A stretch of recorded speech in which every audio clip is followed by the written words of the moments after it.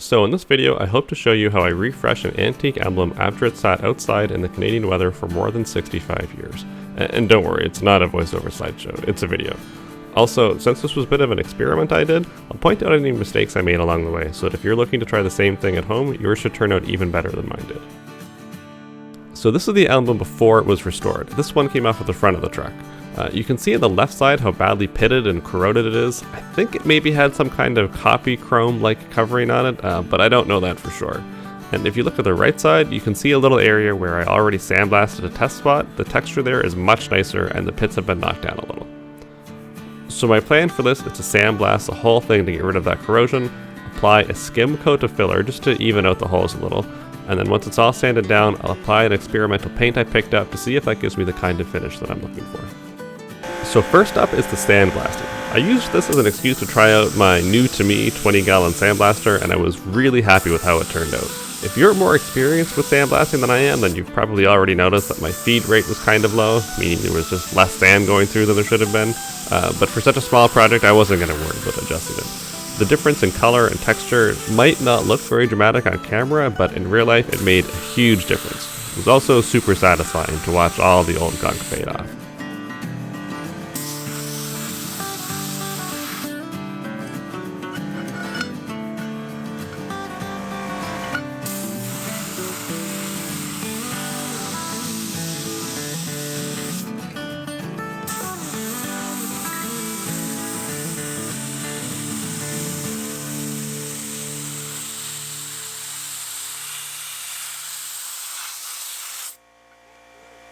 Once the sandblasting was finished, the true extent of the damage was revealed.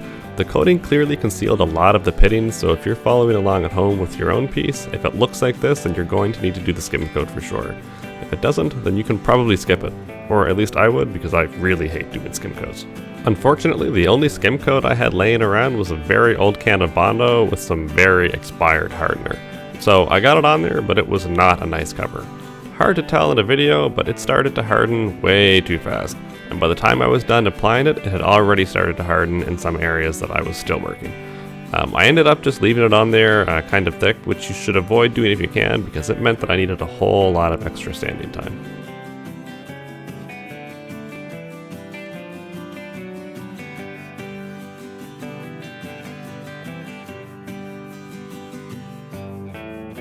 This is maybe an hour or so after I applied the Bondo, and it's all dry now. I've already sanded a little bit on the right side with some 400 grit sandpaper. It worked okay, but the grit was a little bit fine. It kept gumming up on me. When I do the rest of the album sometime in the future, I'll use a 240 grit sandpaper instead. And now comes the worst part of the project, which is sanding the rest of it down. And the worst part of the sanding was actually trying to get in the areas kind of inside of the H. I'll show a little bit of the sanding process sped up, but I'm sure you get the idea.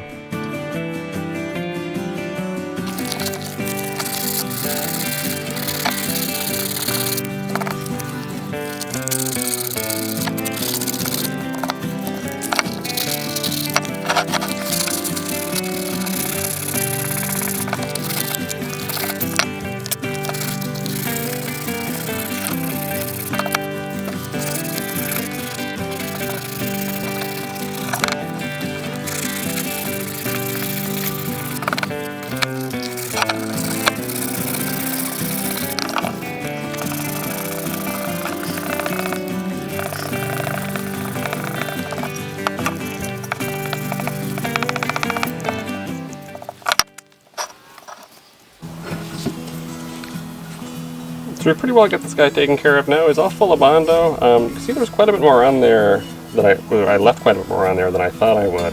There's a lot of low spots on it. It's in worse shape than it looked. So I'm going to hit it with a quick coat of primer, some metal primer, so that I can give that paint something to stick to. And yeah, and we're going to see how she turns out.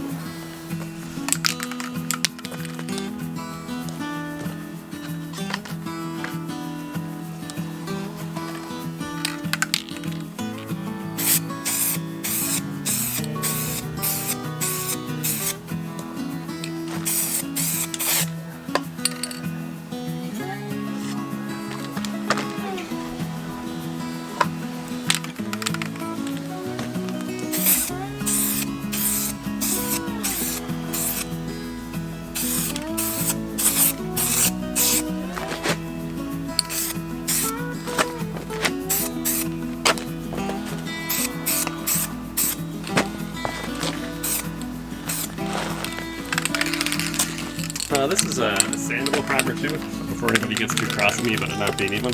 Don't worry. This shot is just after the sandable primer had hardened, and I already sanded it down a little bit. I'm not totally happy with how the skim coat and primer looks. There are still some visible bubbles and pitting, even though I've sanded back all the way to metal in some places. But this is just a proof of concept for me right now anyway, so I'll just let it be. But next, we'll apply the paint. I'm experimenting with this Rust-Oleum Bright Coat metal finish paint. I have never used it before, but the color on the cap is pretty much exactly what I want for the albums, so I'm going to give it a try. Because the album is raised up a little, I'm going to try and paint the edges first, and then I'll do the back. That way I'm reducing the chance of the paint runs ending up on the front of the album.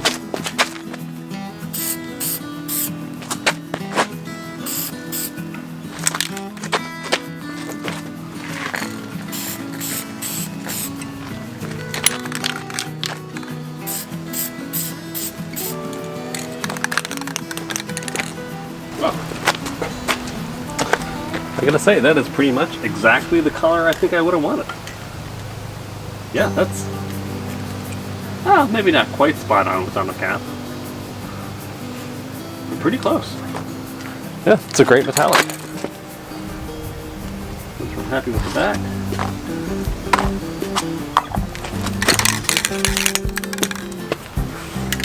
So I got the sides first there.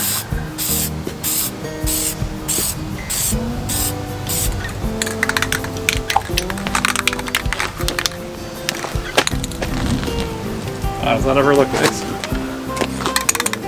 I almost don't know that I even need a second coat.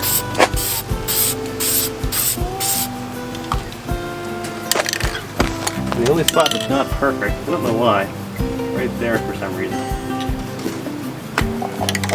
Anyway, we'll let them settle, so we'll let it dry before I put on the second coat. Maybe that guy will even out a bit. Man, I'm really surprised this can is exactly what it's supposed to be. So there we have our piece. She's all finished up now. Now it did end up taking me a little bit longer to do it than I thought. I had to put on a layer of clear because it turns out that that metallic paint doesn't dry even after a couple of days.